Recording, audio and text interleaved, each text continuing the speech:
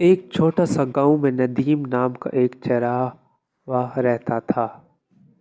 नदीम का काम रोजाना सुबह अपनी बकरियों को जंगल के करीब चरा में ले जाना और शाम को वापस गांव ले आना था। वो अपनी बकरियों से बहुत मोहब्बत करता था और उनकी हिफाजत के लिए हमेशा चौकन रहता था। नदीम के गांव के लोग उसे बहुत पसंद करते थे क्योंकि वो इंतहाई ईमानदार और बहादुर था। लेकिन गांव के करीब जंगल में एक बड़ा खतरा था। एक जंगली भेड़िया जो अक्सर मवेशियों पर हमला करता था। एक दिन नदीम अपनी बकरियों को चरा रहा था जब अचानक उसने जंगल की तरफ से एक अजीब आवाज़ सुनी।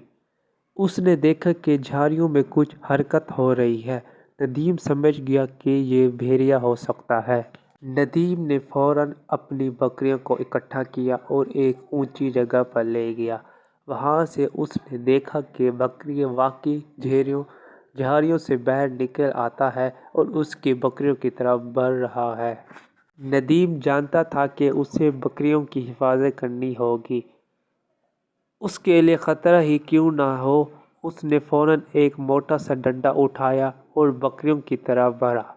नदीम ने जोर जोर से आवाज़ें निकालना शुरू कर ली ताकि भेड़िया डर जाए। भेड़िया कुछ देर रुका लेकिन फिर दोबारा हमला करने की कोशिश करने लगा। नदीम ने अपनी बहादुरी से भेड़िया को डंडे से पीछे हटाया और करीब मौजूद एक पत्थर उठाकर उसकी तरफ फेंका। भेड़िया डर कर पीछे हटने लगा और फिर जंगल की तरफ भाग गया। नदीम ने अपनी बकरियों को दोबारा जमा किया और उन्हें सही सलामत गांव वापस ले आया। जब गांव वालों को उसकी बहादुरी के बारे में पता चला तो उसने सब उनकी तारीफ की।